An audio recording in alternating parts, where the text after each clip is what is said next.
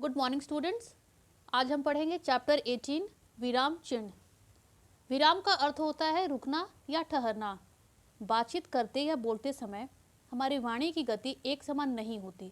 अपनी बात के आशय को ठीक प्रकार से प्रकट करने के लिए हम एक वाक्य के बाद कुछ रुककर विराम देकर दूसरा वाक्य प्रारंभ करते हैं और वाक्यों के बीच में थोड़ी देर रुकते हैं। जब हम लिखते हैं तो भाषा में विराम चिन्हों का विशेष महत्व होता है। इनके अभाव में भाषा अनगढ़ हो जाती है। यदि सही स्थानों पर सही विराम चिन्ह का प्रयोग न किया जाए तो अर्थ का अनर्थ हो जाता है। जैसे आप एक उदाहरण देखेंगे, डरो मत चलो, और इसी वाक्य में अगर हम विराम चिन्ह को बदल कर देखते हैं, डरो मत चलो, इस वाक्य में आप देख सकते हैं कि विराम चिन्ह की स्थिति के बदलते ही वाक्य का अर्थ बदल जाता है। इसलिए विराम चिन्हों का प्रयोग करते समय हमें विशेष सावधानी का प्रयोग करना चाहिए। भाषा के लिखित रूप में विशेष स्थानों पर रुकने का संकेत करने वाले चिन्हों को हम विराम चिन्ह कहते हैं। आइए हम पढ़ते हैं हिंदी के कुछ मुख्य विराम चिन्ह। पहला पूर्ण विराम, दूसरा अल्प विराम, तीसरा अर्ध विराम, चौथा प्रश्न सूचक चिन्ह, पांचवा विस्मयादि बोधक या संबोधन चिन्ह, छठा उपविराम, सातवां निर्देशक चिन्ह या रेखा, आठवां विवरण चिन्ह, नौवां लाघव चिन्ह, 10वां उद्धरण चिन्ह, 11वां कोष्ठक, 12वां योजक या विभाजक चिन्ह, 13वां हंसपद या त्रुटि पूरक चिन्ह। आइए अब इसके प्रयोग को हम पढ़ते हैं कि किस प्रकार वाक्य में हम इनका प्रयोग करते हैं। पहला पूर्ण विराम। पूर्ण विराम का प्रयोग प्रश्नवाचक तथा विस्मयादि वाचक वाक्यों को छोड़कर अन्य सभी प्रकार के वाक्यों के अंत में किया जाता है। जैसे आजकल सब काम मशीन से होता है, सारा घर धूल से अट गया। विशेषतः दोहा, चौपाई, श्लोक आदि छंदों की पहली पंक्ति के अंत में एक पूर्ण विराम लगाते हैं तथा दूसरी पंक्ति के अंत में 2 पूर्ण विराम लगाते हैं। जैसे रघुकुल रीत सदा चली आई, प्राण जाए पर वचन न जाई। तो पहले पंक्ति में 1 पूर्ण विराम लगाया गया तथा दूसरी पंक्ति में 2 पूर्ण विराम लगाए गए। दूसरा है अल्प विराम। अल्प विराम का प्रयोग निम्नलिखित स्थानों पर किया जाता है। एक ही प्रकार के शब्दों को अलग करने के लिए, जैसे राम, श्याम, मोहन, सुरेश और दिनेश आ रहे हैं। दूसरा समान महत्व वाले वाक्यों को अलग करने के लिए, जैसे हिमालय हमें अनेक नदियों के रूप में जल प्रदान करता है, वर्षा में सहायक होता है तथा देश की सीमाओं की चौकसी करता है। तीसरा संयुक्त और मिश्रित वाक्यों के उपवाक्यों को अलग करने के लिए, जैसे जहां जहां से सूप गुजरा, भेड़ें शिकारी कुत्तों की तरह हमला करती गई। वह, तब, तो आदि के स्थान पे भी अल्प विराम का प्रयोग किया जाता है। जैसे तुमने जो चित्र खरीदा था कहाँ है? जब हम घर से निकले वर्षा हो रही थी। जब मैंने देखा कि रास्ता बंद है मैं रुक गया। जब एक ही शब्द की पुनरावृत्ति हो वहाँ हम अल्पविराम का प्रयोग करते हैं। जैसे दौड़ो दौड़ो आग लग गई। उद्धरण चिन्ह से पूर्व, जैसे राम ने कहा मैंने पढ़ना छोड़ दिया। उपाधियों को अलग करने के लिए, जैसे MA, BA, PhD। हाँ या नहीं के पश्चात, जैसे हाँ मैं भी चलूँगा, नहीं मैं नहीं चलूँगा। जब किसी वाक्य में कर्ता अपनी क्रिया से दूर हो तो कर्ता के बाद, जैसे वह आदमी जिसने कल चोरी की थी आज पकड़ा गया। तीसरा चिन्ह है अर्धविराम। जहां अल्प विराम से अधिक और पूर्ण विराम से कम रुकना हो वहां अर्धविराम का प्रयोग होता है। जैसे विभिन्न उपवाक्यों में अधिक जोर देने के लिए, जैसे खूब मन लगाकर पढ़ो, परीक्षा निकट आ गई है। जहां 2 उपवाक्यों में आपस में अधिक संबंध हो, जैसे जो आज हमारा मित्र है कल वही शत्रु भी हो सकता है।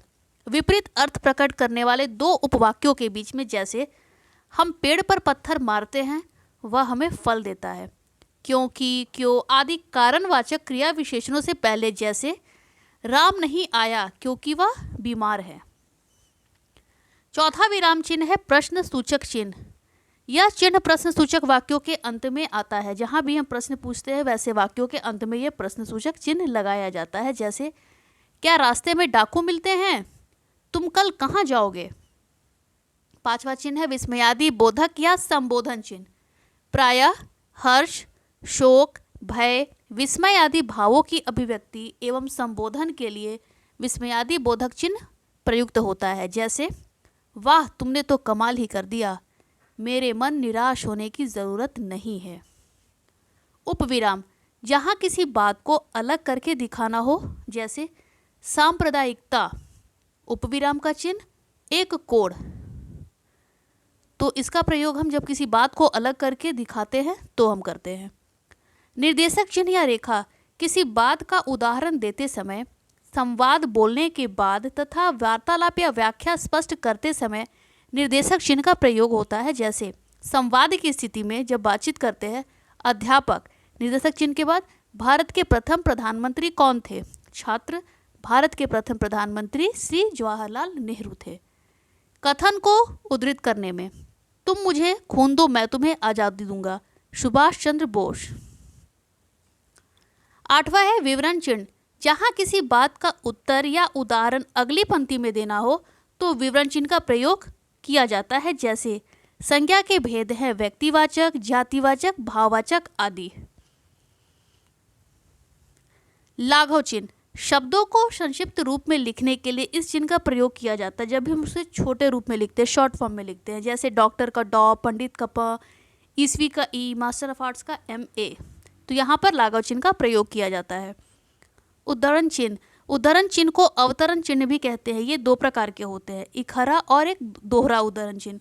पुस्तकों के नाम, उपनाम या व्यक्तिवाचक नाम इकहरे उद्धरण चिन्हों के भीतर लिखे जाते हैं। जैसे, कामयानी प्रसाद जी का प्रसिद्ध ग्रंथ है, ये पुस्तक का नाम कामयानी, तो इसके ऊपर इकहरा उद्धरण चिन्ह लगाया गया। सूर्यकांत त्रिपाठी निराला, निराला सूर्यकांत त्रिपाठी का उपनाम है।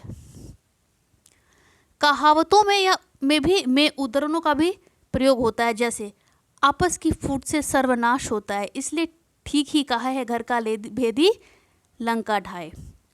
अ, आ, ई स्वर है। जब किसी व्यक्ति का कथन मूल रूप में लिखा जाए तो उसे हम दोहरे उद्धरण चिन्ह का वहाँ प्रयोग करते हैं। जैसे, नेहरू जी ने कहा था आराम हराम है। कोष्ठक, कोष्ठक का प्रयोग निम्नलिखित प्रकार से किया जाता है। क्रम सूचक अंकों या अक्षरों के साथ। जैसे, संज्ञा के 5 उदाहरण है। अ कोष्ठक में लिखा गया राम, ब मोहन, स भारत। तो क्रम सूचक अंकों या अक्षरों के साथ हम जब भी नंबरिंग करते हैं तो कोष्ठक में डालते हैं उसको। कभी कभी कोष्ठक में ऐसी सामग्री रखी जाती है जो वाक्य का अंग नहीं होती। जैसे, क्रिया के 2 भेदों कोष्ठक में सकर्मक अकर्मक के बारे में आप पहले पढ़ चुके हैं। समानार्थी शब्दों के साथ कोष्ठक का प्रयोग होता है। जैसे, वह दूर की सोचने वाला दूरदर्शी है। नाटकों तथा संवादों में हाव भाव को सूचित करने के लिए कोष्ठक का प्रयोग किया जाता है। जैसे, राजा क्रोधित होकर तुम्हें इसका दंड अवश्य मिलेगा। अगला है योजक या विभाजक चिन्ह। इस चिन्ह का प्रयोग निम्नलिखित रूपों में होता है।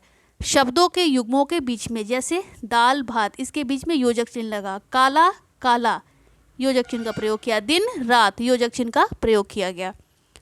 बीच के अर्थ में, जैसे राम रावण युद्ध। तुलनावाचक सा से सी से पहले, जैसे हनुमान सा राम भक्त मिलना कठिन है। हंस पद या त्रुटि पूरक चिन्ह। हंस पद का दूसरा नाम त्रुटि पूरक है। लिखते समय यदि कभी कोई गलती हो जाए या शब्द का कोई अंश छूट जाए तो उस छूटे हुए स्थान पर हम हंस पद या त्रुटि पूरक चिन्ह लगाकर उसके ऊपर छूटा हुआ शब्द या अंश को लिख देते हैं। जैसे, दिल्ली, यहाँ पे भारत छूट गया तो हंस पद चिन्ह लगा के, त्रुटि पूरक चिन्ह लगा के इसके ऊपर भारत लिख दिया गया। दिल्ली भारत की राजधानी है। सन 1914 में प्रथम विश्व युद्ध हुआ। तो इस प्रकार आपने पढ़ा कि विराम चिन्हों के प्रयोग से भाषा में स्पष्टता आती है और वाक्य के अंत में प्रयुक्त होने वाले विराम चिन्ह हैं पूर्ण विराम, प्रश्नवाचक चिन्ह। शेष सभी विराम चिन्ह वाक्य के मध्य में यानी बीच में प्रयोग किए जाते हैं। आप इस पाठ को ध्यान से पढ़ेंगे तथा इसके एक्सरसाइज को सॉल्व करेंगे। धन्यवाद।